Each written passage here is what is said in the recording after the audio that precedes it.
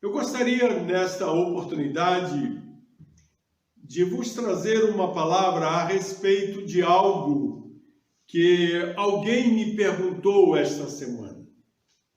A pergunta foi a seguinte: o que a religião tinha a dizer sobre a pandemia da Covid-19? De fato, meus irmãos, este surto epidêmico mundial já tem sido bastante analisado sob alguns pontos de vista, como, por exemplo, do ponto de vista da saúde pública, do ponto de vista da política, do ponto de vista da economia. Mas aí surge a pergunta: será que este assunto merece também uma análise à luz das Sagradas Escrituras, que possa nos trazer alguma perspectiva de suas causas e de seus efeitos? Eu penso que sim. Certa vez, eu elogiei o meu pai pela fachada muito bonita de uma congregação que ele tinha desenhado. E ficou muito bonita aquela fachada. Eu disse: papai, que fachada linda! E ele olhou para mim e falou assim: eu vivo da experiência dos outros. E então ele me contou que certa vez, viajando lá no estado do Paraná, no interior do estado, ele passou por uma igreja que chamou a atenção dele, a fachada. Falou: mas que fachada bonita! Então, o que ele tinha à mão naquele momento era um pedaço de papel de pão. E então ele pegou aquele pedaço de papel de pão com um lápis que ele carregava no bolso e então desenhou aquela fachada naquele papel de pão. E tempos depois, esta fachada veio a ser a frente de uma das congregações do campo do Porto da Madama.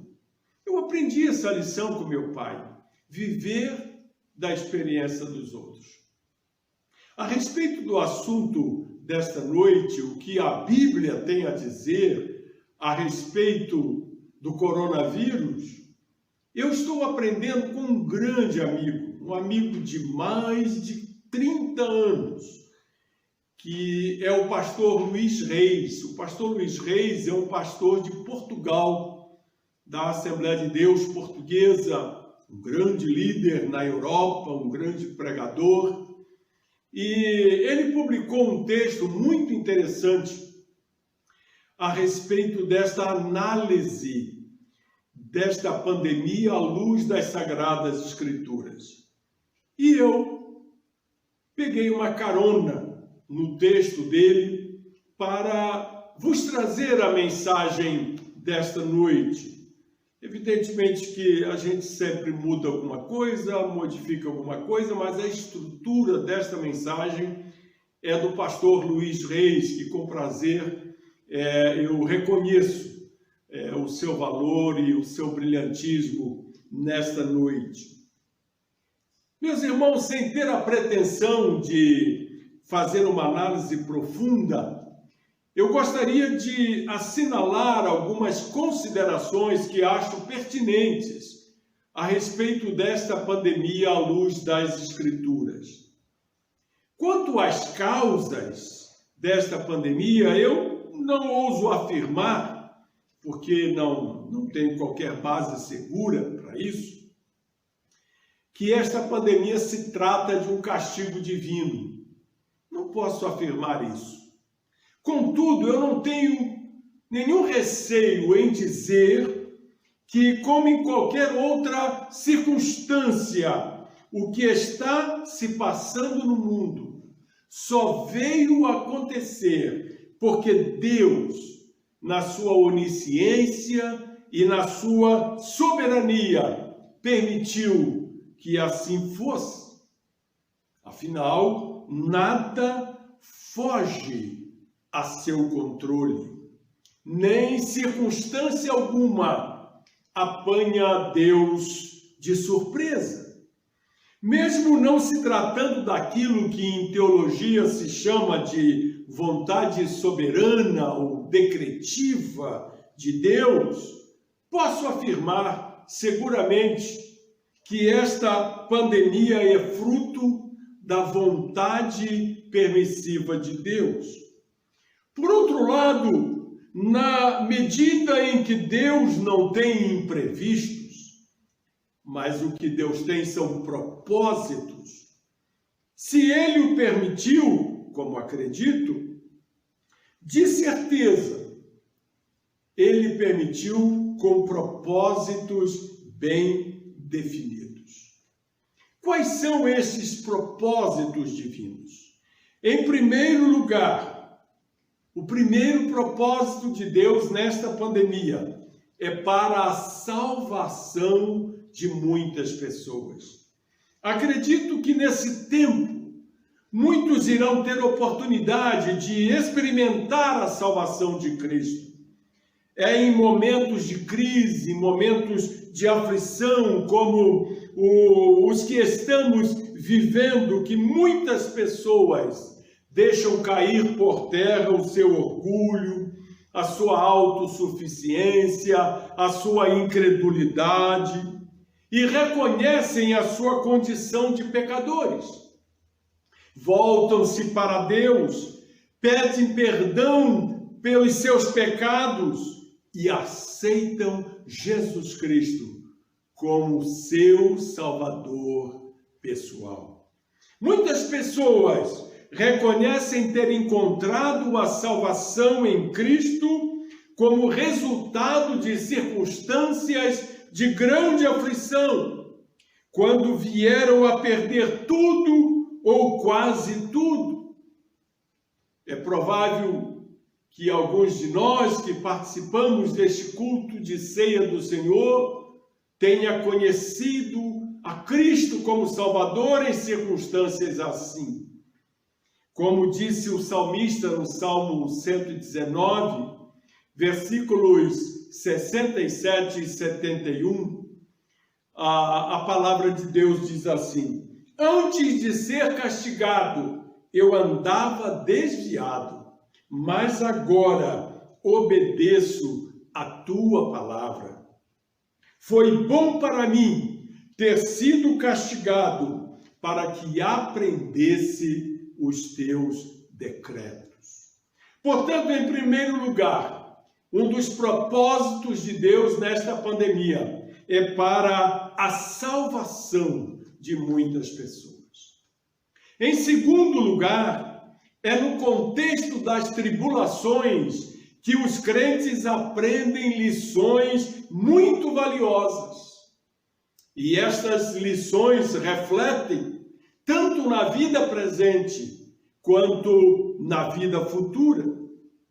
Por exemplo, aprendemos a não confiar em nós, tal como Paulo registrou em sua segunda carta aos Coríntios, capítulo 1, versículos 9 e 10.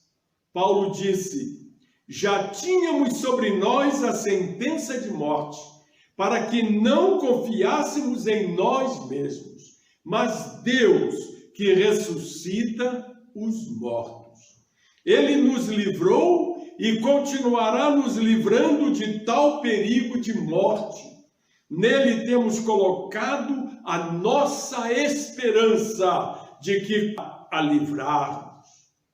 Além de aprendermos a não confiar em nós, nós aprendemos também a reconhecer a nossa fraqueza. Segundo mesmo o apóstolo Paulo, em 2 Coríntios, capítulo 4, versículos 7 até o 10, ele diz assim: mas temos esse tesouro em vasos de barro, para mostrar que esse poder, que a tudo excede, provém de Deus e não de nós. De todos os lados somos pressionados, mas não desanimados. Ficamos perplexos, mas não desesperados. Somos perseguidos, mas não abandonados. Abatidos, mas não destruídos. Trazemos sempre em nosso corpo o morrer de Jesus, para que a vida de Jesus também seja revelada em nosso corpo. Esses reveses levam-nos a aprender que, afinal, somos simples vasos de barro e que a excelência do poder está em Deus e não em nós. Em terceiro lugar, as tribulações fazem-nos aprender ainda que a aflição não significa derrota. Somos pressionados, disse Paulo, mas não desanimados. Aprendemos que a nossa dúvida não significa desespero. Podemos ficar perplexos, mas não desesperados ou sem auxílio. Que temos um amigo que supera todos os nossos inimigos. Podemos ser perseguidos, mas não abandonados. Como está escrito nas Sagradas Escrituras, no livro de Hebreus, capítulo 13, versículo 5, Deus disse: nunca o deixarei, jamais o abandonarei. Que o sermos feridos, irmãos, não significa sermos destruídos. Podemos até ser abatidos, mas nunca destruídos. Em 2 Coríntios, capítulo 7, versículo 6, a palavra de Deus diz assim: Deus, porém, consola os abatidos.